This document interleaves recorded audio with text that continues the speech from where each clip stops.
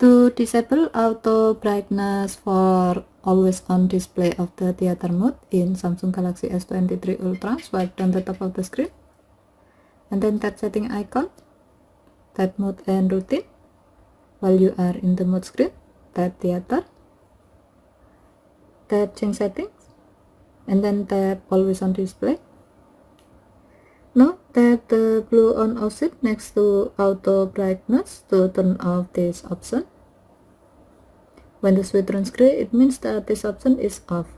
If needed, you can adjust the always on display brightness manually by sliding the adjustment bar to the right to get a brighter screen, or slide it to the left to get a dimmer screen.